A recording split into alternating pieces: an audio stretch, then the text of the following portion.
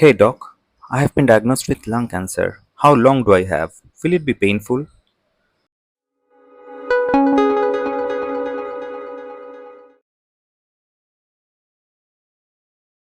In my last video, I talked about the risk factors of lung cancer and when to get help. I also mentioned what tests your doctor will ask for. In case you haven't checked out the video yet, I will put the video link in the description box below. Today we are talking about the treatment options for lung cancer and what chances you have. Only curative treatment option that we have for lung cancer is surgery. Here we remove the disease part of your lung. However, for long-term cure, we always go for multimodality treatment where we combine surgery, chemotherapy, radiotherapy, everything to give you the best results. The treatment for your cancer will depend on the type of cancer you have, the stage of your disease, and your affordability towards the best available treatments.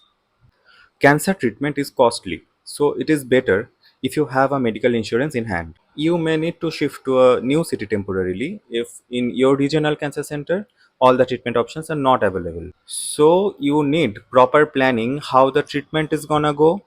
And if you are the patient, you need to understand that all the earning and all the saving we do during our lifetime is for our health only. That includes food and medicine. So this is one time where you have to give best of your efforts to get yourself cured. There is no shame in taking help from your family and your well-wishers. Now, if you have a non-small cell lung cancer, the first thing you need to do is get your disease staged. For a stage 1 to stage 3 lung cancer, your doctor might want to go for a surgical removal of a segment or a lobe of your lung if you are medically fit. That is, if you can handle the surgical and anesthetic stress very well. You need to undergo a pulmonary function test, echocardiography, ECG, and blood parameters. These tests are to check whether your lung, your heart, and your body is able to manage the anesthetic stress that is going to come for the surgery. You will be advised breathing exercises. For this, you will be given a 3 ball spirometer. Apart from breathing exercise, you will need high nutrition diet to build up your strength and immunity before surgery. And if you have any other diseases, that is for example diabetes or high blood pressure or anything else, everything needs to be properly controlled before you can enter the operation theater. Sometimes your disease may be potentially removable by surgery, but due to large size of your disease or due to some concerns on possible failure of the upcoming surgery, your doctor might plan few doses of chemotherapy drugs to downsize the cancer for better surgical outcome. He may want you to go for radiation also to make a borderline removable tumor to a well removable disease.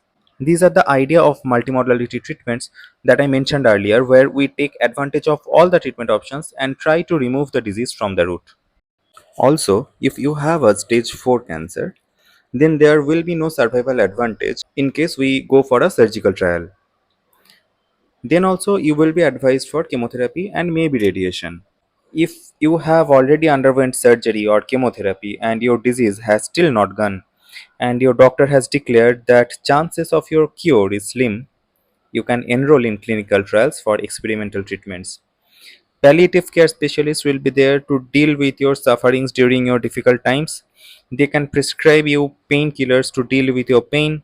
There are cancer communities where you can share your cancer journey with other cancer patients, because emotional well being is all you need to live your life to the fullest.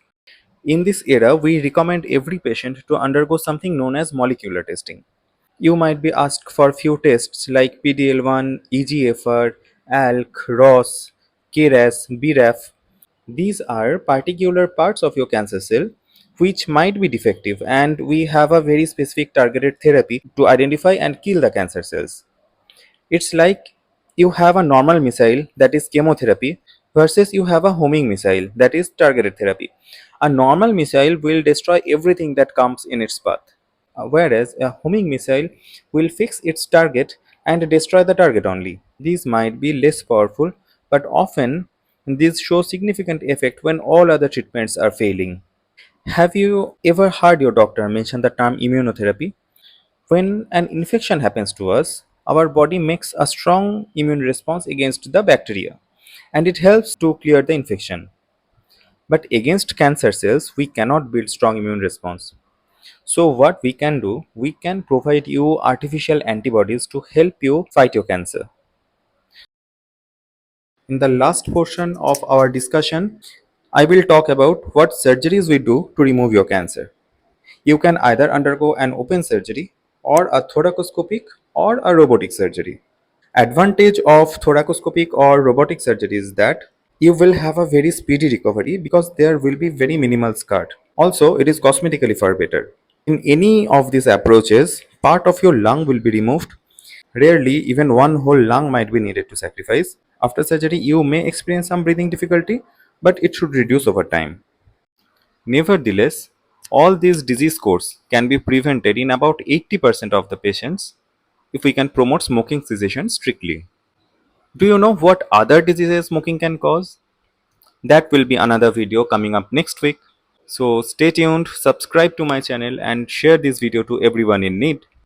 Have a great weekend.